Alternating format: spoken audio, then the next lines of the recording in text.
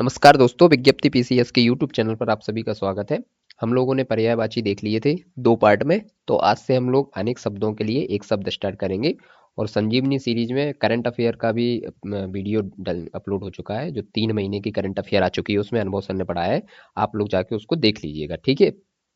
चलिए, तो आज हम लोग देखते हैं अनेक शब्दों के लिए एक शब्द। अब इसमें क्या स्पेशल है, अब देखिए हम लोगों ने क्या किया है इसमें कि जैसे जो इच्छा इच्छा वाले क्वेश्चन आते हैं वो सारे क्वेश्चन हम लोगों ने एक जगह लिख लिए हैं। जो भी पूछे गए हैं एग्जाम में, पिछले एग्जामों में पूछे गए क्वेश्चन है, तो वो सारे इसी तरीके से आते हैं।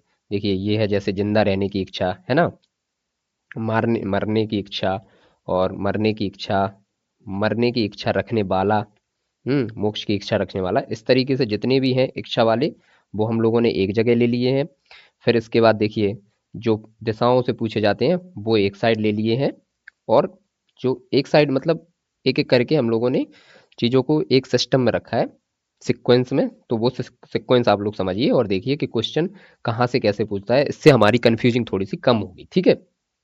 तो अब देखिए देखते हैं हम लोग। जैसे जिंदा रहने की इच्छा को क्या कहते हैं? जिंदा रहने की इच्छा को कहते हैं जिजीविषा, है ना। जिजीविषा कहते हैं इसको। तो एक चीज हमें इसमें ध्यान रखनी है कि अगर पीछे इच्छा आ गया है डायरेक्ट, है ना, देखिए यहाँ पे डायरेक्ट आ गया किसी को मारने की इच्छा, मरने की इच्छा।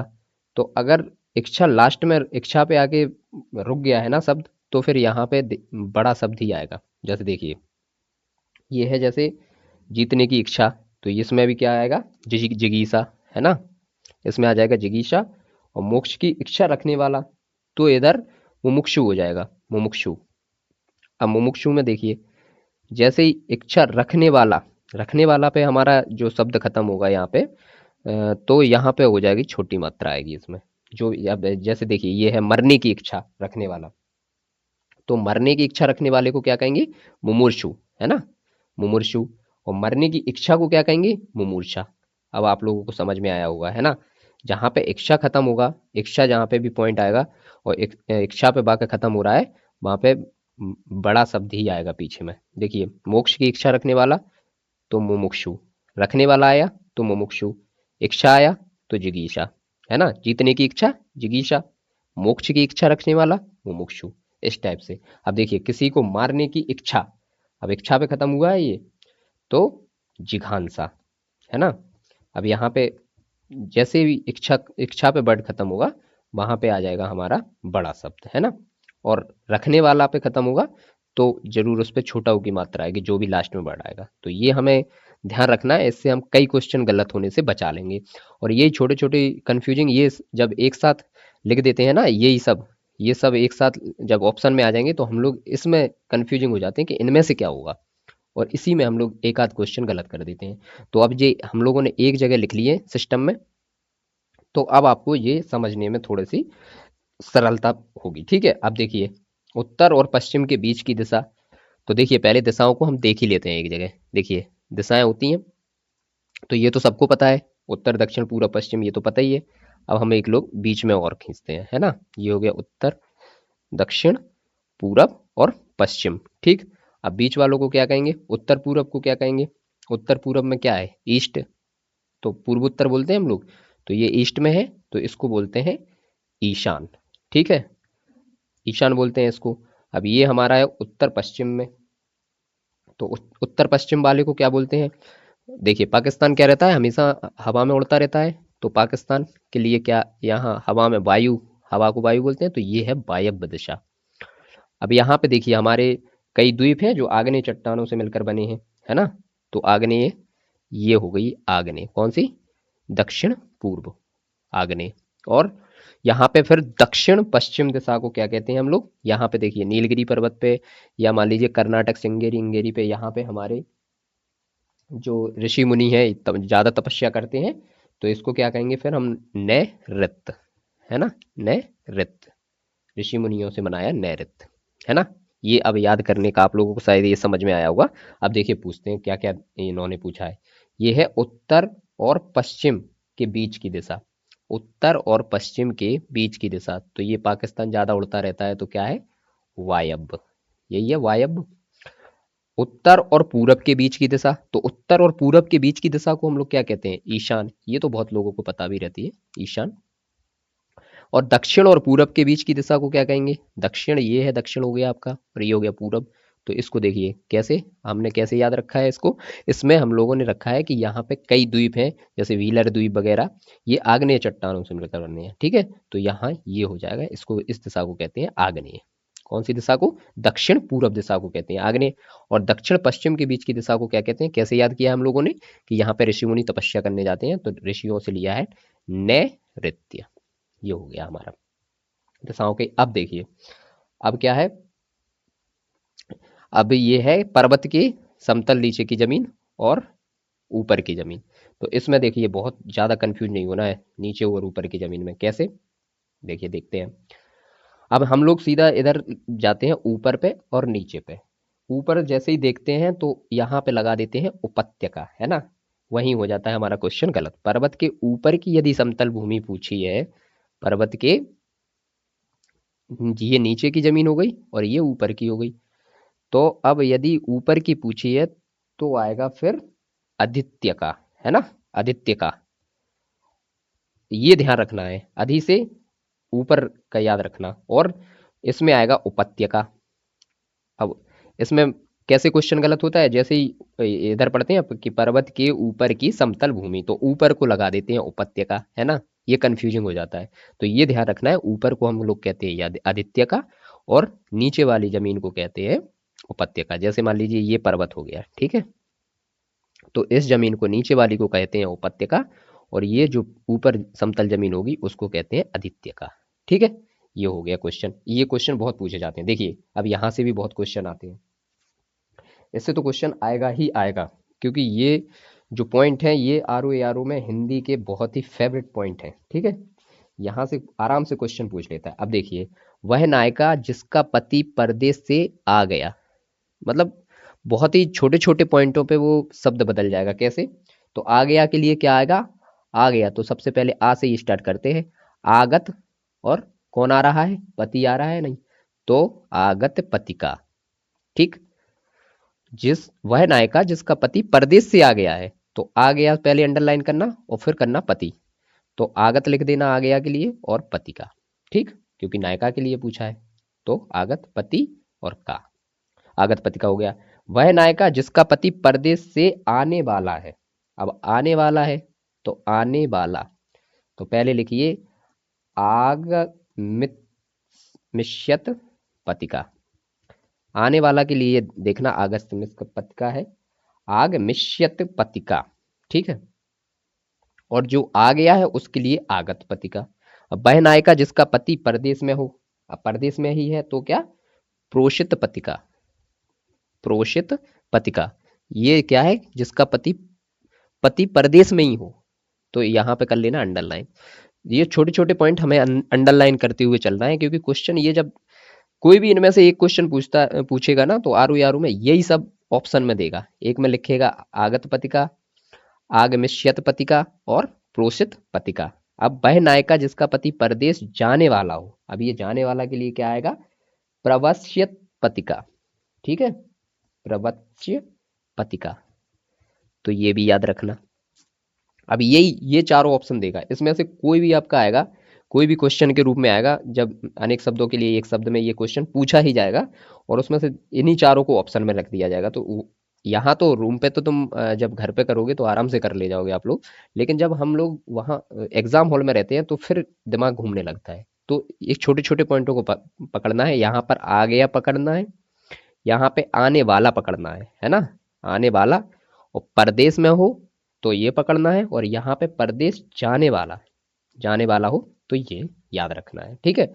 अब इसमें कंफ्यूजिंग नहीं होनी चाहिए। एक आध बार आप लोग करके देखिए, ऐसे लिख के देखिए, तो आपको याद हो जाएगा। अब देखिए, ये इससे बहुत क्वेश्चन आता है, एक एक ना एक इससे क्वेश्चन आ ही जाता है ना। ये भी फेवरेट टॉपिक है ये। चलिए तो देखते हैं। दोपहर के पहले का समय, सबसे पहले देख लो दोपहर का समय। तो दोपहर का समय हो गया, मतलब मध्य में आ गए हम लोग, है ना, तो मध्याह्न। अब दोपहर के पहले का समय, तो पूर्वाह्न, है ना। और दोपहर के बाद का समय, तो बाद का समय होता है अपराह्न।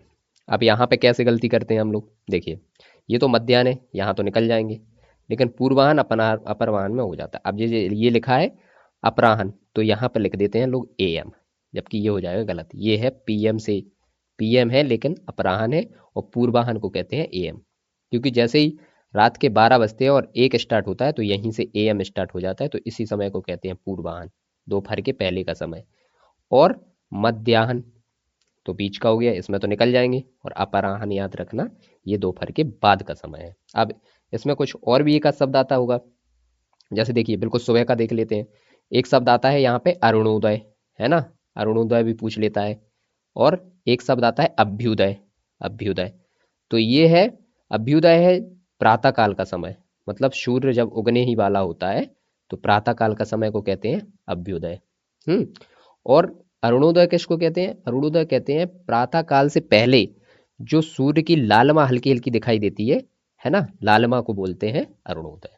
तो ये शब्द आएंगे, इनमें से बिल्कुल भी कंफ्यूज नहीं होना है। अब देखिए रात्रि का पहर, तो रात्रि के पहर को क्या कहते हैं हम लोग, प्रदोष है।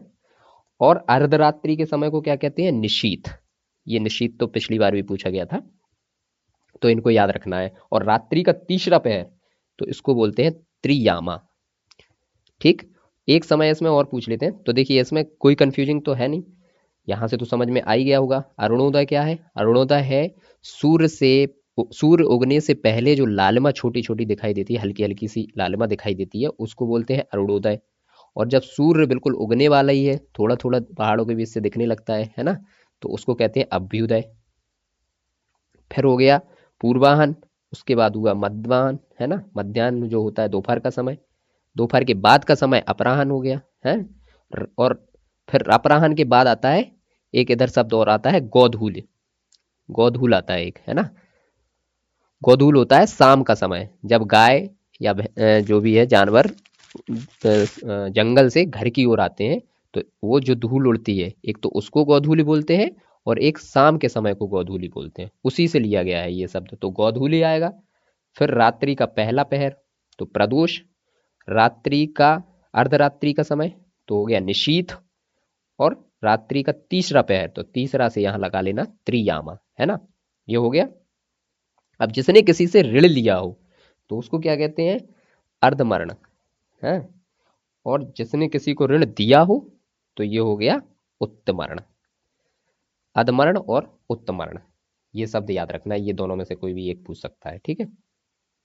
अब देखिए यहाँ पे आ गए हम लोग, कहाँ आ गए, जो कम बोलता हो, कम बोलता हो के लिए क्या आता है, मितभाषी। ठीक, और बहुत अधिक बोलता हो तो अधिवक्ता भी बोलते हैं इसको, अधिवक्ता। और वाचाल भी कहते हैं, जो ज्यादा बोलता है उसके लिए वाचाल शब्द भी आता है। यहीं पे एक और ले लीजिएगा, कि जो बिल्कुल नहीं बोलता हो, है ना, बोलता ही ना हो, तो उसके लिए बोलते हैं मूक, मूक आता है। और जो कम बोल रहा है, कम बोलने वाले को मित, मित का मतलब कम होता है, और भाषी, मित भाषी, तो हो गया कम बोलने वाला। बहुत अधिक बोलने वाला, अधिक नहीं बहुत अधिक बोलने वाला, तो हो गया वाचाल या फिर अधिवक्ता। हम्म। जो सब कुछ जानने वाला हो, सब कुछ जान रहा हो, तो सब कुछ को अंडरलाइन कीजिए, सब कुछ से क्या लेंगे यहाँ पे, सर्वज्ञ। ये दोनों कन्फ्यूजन करते हैं बहुत ज्यादा, एक बहुत कुछ बोल रहा है तो क्या होगा, बहुत कुछ से बहुज्ञ, है ना, ये दोनों कन्फ्यूजिंग करते हैं। कई बार ये लगा देते हैं, बहुत कुछ पूछ रहा है तब भी सर्वज्ञ लगा देते हैं, क्योंकि ऑप्शन में ये दोनों ही आएंगे। लिखा रहेगा कि जो सब कुछ जानने वाला हो, तो सर्वज्ञ भी लिखा रहेगा और बहुज्ञ भी लिखा रहेगा, तो कुछ लोग मारेंगे सर्वज्ञ तो वो निकल जाएंगे, और जो बहुज्ञ मारेंगे वो लौट आएंगे, है ना। अब कम जानने वाला, तो कम जानना, कम को क्या कहते हैं, मित, है ना, मित कहते हैं ना, लेकिन ये इधर गलत हो जाएगा, कम जानने वाले को कहते हैं अल्पज्ञ, अल्प ज्ञान, है ना। और बहुत सी भाषाओं का ज्ञान रखने वाला तो होता है बहुभाषाविद, बहुभाषाविद।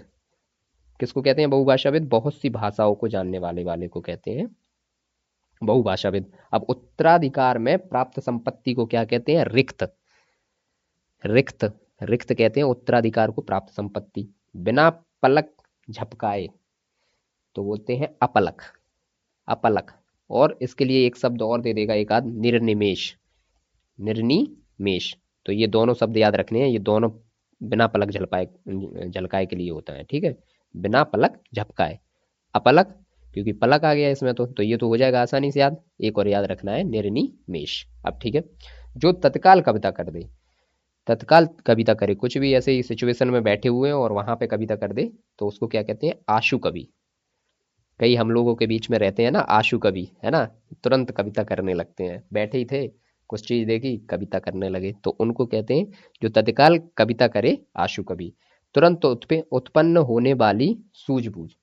अब कई लोग होते हैं ना सूझबूझ वाले, तो इनको कहते हैं प्रत्युत्पन्न मति। सूझबूझ वाले इंसान को कहते हैं प्रत्युत्पन्न मति, है ना। तुरंत सूझबूझ के काम कर दे। जिसकी आशा ना की जा सके तो क्या कहते हैं, जिसकी आशा ना की जा सके तो अप्रत्याशित बोलते हैं इसको। जिसकी कोई भी आशा ना की गई थी उसको बोलते थे अप्रत्याशित। और जिसकी आशा की जा सके तो यहीं पे उसको और लिख लेना, आशातीत बोलते हैं उसको। जिसकी आशा की जा सके उसको आशातीत।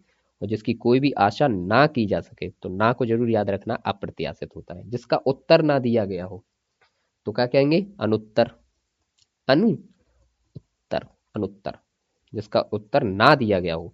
ऐसा मतलब जब अनेक शब्दों के लिए एक शब्द पढ़ रहे हो ना, तो एक ऐसा शब्द जरूर पकड़ा करो जिससे कि हम चीजों को कनेक्ट कर सके। कुछ भी एक शब्द ऐसा जरूर पकड़ो कि हाँ उसको अंडरलाइन करते ही हमें याद आ जाए कि हाँ इसका ये हो सकता है, ये तो बिल्कुल भी नहीं हो सकता है। देखिए जब हमारे 3 ऑप्शन दिए रहते हैं ना, एक होता है उनमें से सही, मतलब 4 ऑप्शन टोटल दिए रहते हैं, तो उनमें से एक को चुनना थोड़ा सा दिक्कत वाला हो जाता है। क्योंकि एक पॉइंट पकड़ो, की पॉइंट जरूर बनाओ। एक शब्द पूरा पढ़े, उसमें एक की पॉइंट पढ़े, फिर उसका अर्थ समझे और उसको देख लीजिए। जब जब एग्जाम हॉल में आप बैठे होगे और 4 ऑप्शन आपके सामने आएंगे, तो उस एक पॉइंट के आधार पे आप लोग आराम से उसका ऑप्शन चूज कर लोगे और निकल जाओगे, ठीक है। चलिए तो आगे बढ़ते हैं अब। जो मापा जा सके, तो मापा जा सके वाले को क्या कहते हैं हम लोग, परिमेय। और जो ना मापा जा सके, ना मापा जा सके तो आ लगा देना बस, अपरिमेय हो जाएगा यहाँ पे, है ना। यहाँ पे ज्यादा लिखे नहीं गए हैं, क्योंकि जब एक शब्द से ही दो वहीं के वहीं समझ में आ जाएंगे, तो कम से कम चीजें ली गई हैं जिससे कि हमारे 60 70 या मतलब 80 तक में भी पूरा कंप्लीट हो सके, है ना। 80 अनेक शब्दों के लिए एक शब्द में ऐसे क्वेश्चन हमारे पूरे आ जाए जो आर ओ में आने के चांसेस हैं। तो एक एक शब्द उठाए गए। अब अपनी विवाहिता पत्नी से उत्पन्न पुत्र को क्या कहते हैं, अपनी विवाहिता पत्नी से उत्पन्न पुत्र को क्या कहते हैं, तो इधर कहते हैं औरस, ठीक है। जो विवाहिता अपनी खुद की औरस कहते हैं। और गैर पुरुष से उत्पन्न पुत्र को क्या कहते हैं, तो उसको कहते हैं जारस। और ये दोनों एक दूसरे के तो वो है ही विलोम शब्द, है ना, औरस का जारस ही पढ़ते हैं हम लोग। तो कहीं से भी कुछ भी कनेक्ट हो सकता है। तो जो अपनी विवाहिता पत्नी से उत्पन्न हुआ हो उसको हम लोग कह देते हैं औरस। और जो गैर पुरुष से उत्पन्न पुत्र हुआ हो उसको कहते हैं जारस, ठीक है। तो इसमें कंफ्यूज नहीं होना है। इसके बाद हम लोग जो बचे हुए और इम्पोर्टेंट अनेक शब्दों के लिए एक शब्द है, तो वो हम लोग देख लेंगे कल, ठीक है। और कल कोशिश करेंगे कि इसको ख़त्म ही कर लेंगे। आप लोग बड़े आराम से इनको पढ़िए और की पॉइंट जरूर पकड़िएगा, की पॉइंट पकड़िए और इनको सामने लिख लीजिए। तो बड़े आसानी से ये जब आपको 4 ऑप्शन दिए जाएंगे तो उसमें आप कर ले जाओगे, ठीक है। आज एक और टॉपिक आएगा जो करंट अफेयर का रहेगा, तो 3 महीने की और करंट अफेयर आज आ जाएगी शाम तक। तो आप लोग उसको भी देख लीजिएगा, तो जिससे करंट अफेयर हमारी काफ़ी अच्छी कंप्लीट हो जाएगी। और हिंदी तो हम लोग प्रैक्टिस कर ही रहे हैं, तो इसमें से हम लोगों का काफ़ी चांसेस बन जाएगा, ठीक है। चलिए तो दोस्तों धन्यवाद।